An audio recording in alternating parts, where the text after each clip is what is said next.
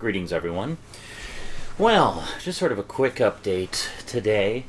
I recently discovered something that filled me with joy as a DVD and Blu-ray collector on a budget. For quite some time now, a lot of my American friends have been telling me about all these wonderful deals they found on DVDs and TV show season sets and stuff like that at this U.S. store chain called Big Lots. Now, Big Lots is essentially a liquidation center that carries brand name merchandise, just overstock, I guess, and stuff like that. Items that are, under clearance from other stores and things like that. And they offer them essentially at blowout prices. And one of the things they offer, in addition to a lot of food items and household items and things like that, is quite often DVDs and Blu-rays and stuff like that. So I have to admit I was quite jealous hearing about all the wonderful deals that my U.S. friends were getting at this Big Lots place. I was like, oh, just stop with your Big Lots deals already. We don't have that in Canada, and I wish we did, and stuff like that. So the other day, Rosie and I were shopping at this place in town just up the street called Liquidation World. And as I was looking at some of the items in Liquidation World, I kept seeing stickers on them that said Big Lots. And then I discovered Liquidation World is actually another name for Big Lots Canada. Yes, there is a Big Lots here in Canada. So I was quite excited to hear that. And right up front, in the front of the store, what do I see? A huge bin full of bargain DVDs. Yep. We got Big Lots here in Canada, and they have bargain DVDs. And, I couldn't resist checking them out and found a couple that I decided to add to the collection.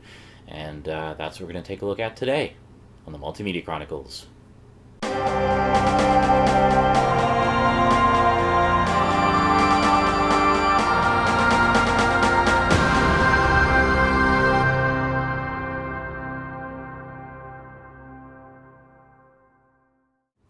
Welcome back.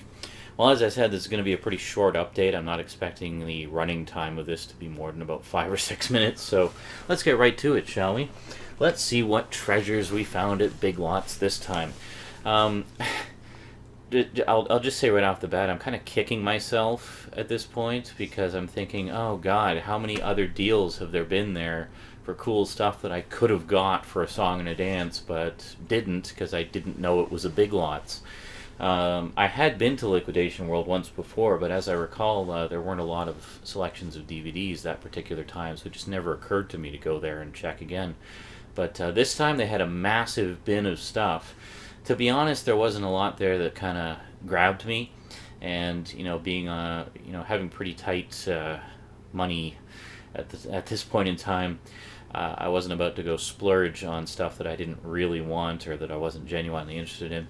But I did find a couple that caught my eye and couldn't pass them up.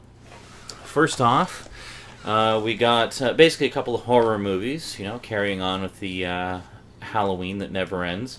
So a couple of horror movies that I had heard about but had never seen, and the price was certainly right.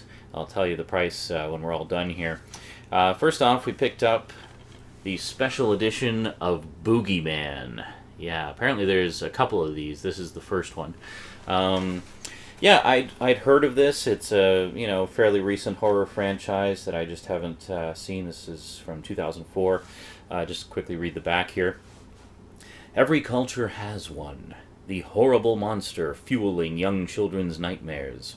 But for Tim, the boogeyman still lives in his memories as a creature that devoured his father 16 years earlier. Is the boogeyman real? Or did Tim make him up to explain why his father abandoned his family? The answer lies hidden behind every dark corner and half-opened closet of his childhood home, a place he must return to and face the chilling, unanswered question, does the boogeyman really exist? Special features, deleted scenes, alternate ending, multi-part making-of featurette, visual effects progressions, animatics, and previews. So not too shabby. Quite a nice little edition. I think this is out on Blu-ray now, but for the price that I got this for, I thought, you know what, I'll just pick it up for that. and probably sell it to a pawn shop for a profit later if I want to upgrade to the Blu-ray. Yeah, so The Boogeyman. Definitely looking forward to checking that one out. And let me just make sure we don't have any glare there. No, that looks good. And then finally, another one for the classic horror collection. This is actually a classic from 1959 by very prolific low-budget film director Roger Corman. A Bucket of Blood. Now, apparently there are some public domain prints of this floating around, but this is the official release from MGM, so I'm expecting the quality on this will probably be quite a bit better than the public domain prints.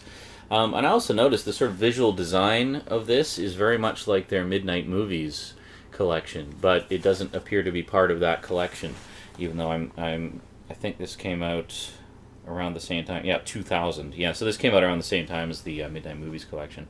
Anyway, yeah, in a jumpin' Java joint filled to the brim with kooky beatniks, poets, and hipsters, an artist wannabe discovers he has a talent for modern art and murder.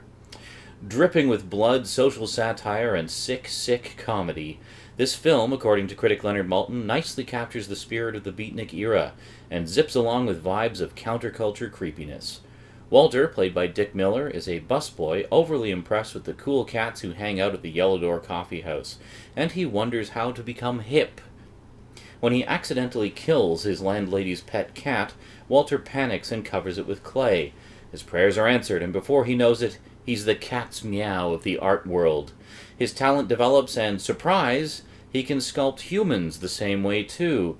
Like so many artists, his real talent won't be discovered until he's dead. If that sounds a little bit familiar, I think it's pretty safe to say that A Bucket of Blood is a parody of The House of Wax. Yes, very much a parody of The House of Wax. This was 1953. This was 1959.